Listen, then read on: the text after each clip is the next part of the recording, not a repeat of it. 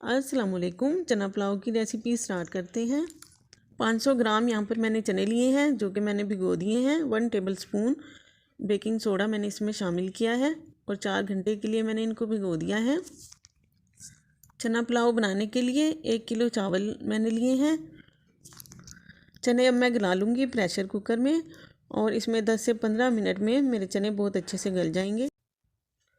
चने मैंने गलने के लिए रख दिए हैं और दूसरी साइड पर मैं चना पुलाव के लिए मसाला तैयार कर लूँगी।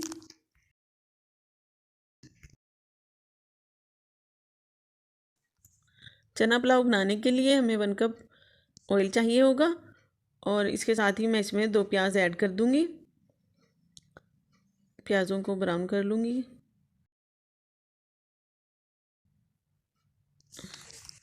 प्याज गोल्डन हो चुके हैं और अब मैं यहाँ पर ये सब साबुत मसाले शामिल कर लूँगी।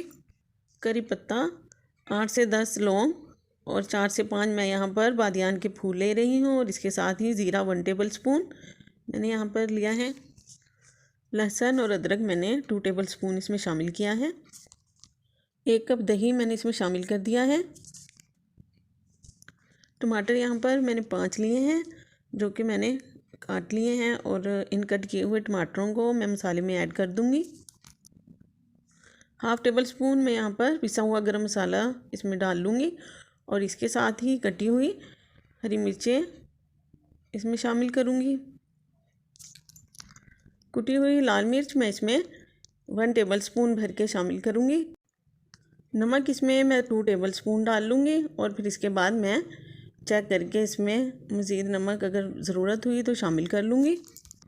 1 टेबलस्पून सूखा धनिया पाउडर मैंने इसमें शामिल किया है और 1/2 टेबलस्पून मैं इसमें पिसी हुई लाल मिर्च भी शामिल कर दूँगी।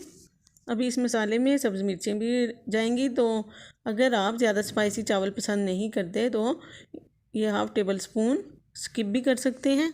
4 से 5 अदद आलू बुखारा मैं इसमें शामिल कर लूँगी और अब मैं उबले हुए वाइट चने इसमें शामिल कर लूँगी।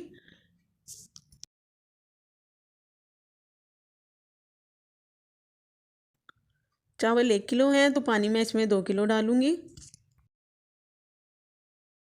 5 से 6 हरी मिर्चें मैं इसमें शामिल कर दूँगी और इसके साथ ही पानी के पकने तक इसे कवर कर दूँगी। पानी पूरे ज़ोरों शोर से पक गया है तो अब मैं इसमें चावल शामिल करूँगी। चावल मैंने सब इसमें डाल दिए हैं और अब इसके पकने का इंतज़ार करेंगे जब तक पानी खुश्क होता है, फिर हम इसे दम पर लगाएंगे। पानी खुश्क हो चुका है, अब इस पॉइंट पर मैं इन्हें दम पर लगाऊंगी। मैंने इसमें धनिया और नींबू शामिल किए हैं। कुछ नींबू काट कर मैं इस पर लगा दूंगी और इसको हम कवर कर देंगे 15 मिनट तक।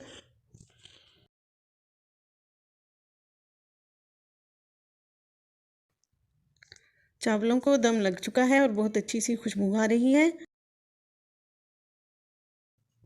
मज़ेदार सी चना पुलाव तैयार है और अब इसे मैं डिश आउट करूँगी। चना चावल की ये रेसिपी आपको कैसी लगी कमेंट्स में ज़रूर बताइएगा और चैनल को सब्सक्राइब और वीडियो